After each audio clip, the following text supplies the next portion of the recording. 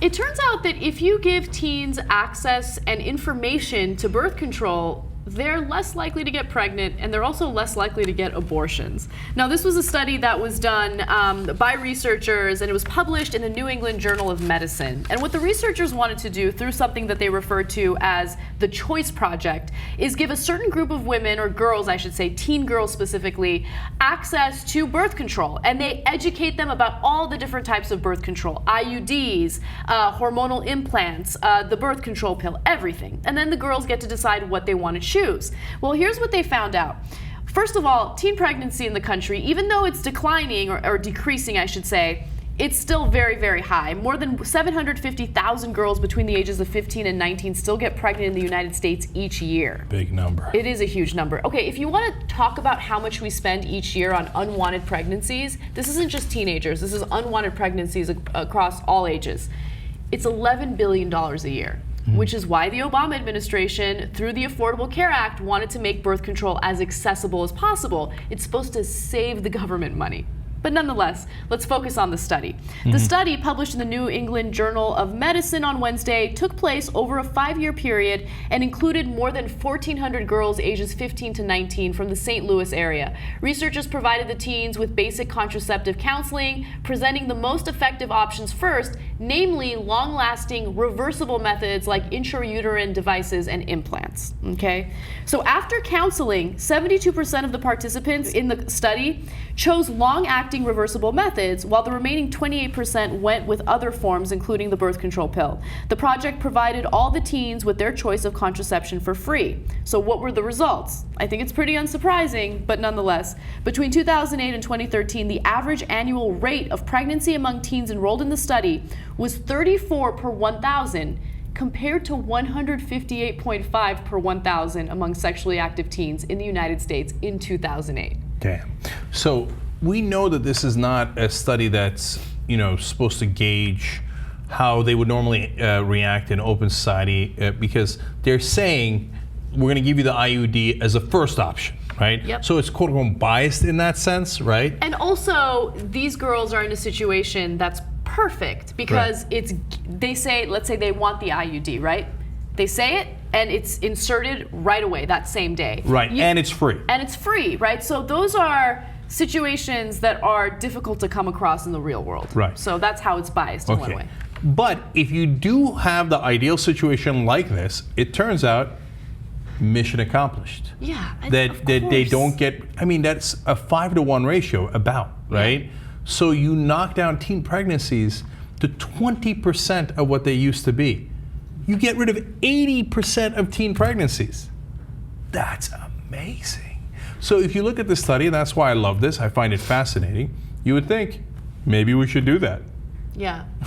Well, here's the thing. So I think that this is great news. I'm all for making birth control, all forms of birth control, as accessible as possible. But I think whenever you do these stories, it lacks balance in the sense that it makes it seem as though these non-permanent birth control measures are not that big of a deal. Like there are no consequences, health consequences of doing it, right? Mm-hmm. So an IUD is something that they basically put inside of you and it can stay there for up to 5 years. There were copper IUDs and now there are IUDs that aren't copper but they have hormones in them, right? They release hormones into your body. A lot of times if you ask for that at your gynecologist's office and you haven't had kids yet, they won't offer it to you. They'll actually say, no, you shouldn't take it or you shouldn't use it because it could cause so much damage to you that you can be infertile. Right? That's like one of the serious side effects. I'm just putting that out there because Now, every woman reacts differently to the different hormones. And there are different amounts of hormones in each IUD. That's why you should consult with your doctor. So it might not necessarily be right for you.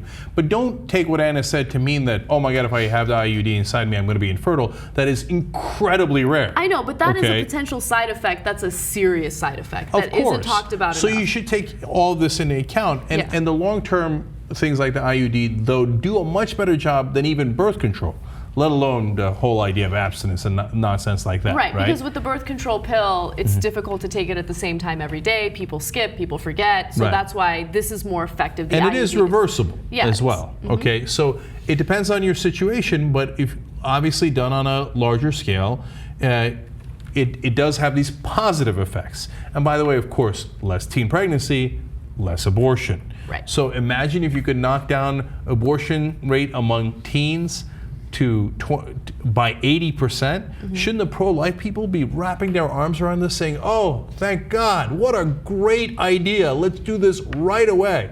But the reality is they don't like birth control either. Why? Because they're guided by their religious text or their interpretation of their text. No, it goes way beyond that. I don't think that it's really about being pro-life or abstinence. It's more about control, right? I think a lot of people who consider themselves pro-life, not all of them, I think some are actually genuine in what they believe, but a lot of them think that if a woman gets pregnant out of wedlock, she should face the consequences, right? It's all about punishment. I think that has more to do with it than anything else. That's a great point, right? Yeah. And if you genuinely believe that the Bible and that's why you got to do it, but you got to remember we live in a different time now.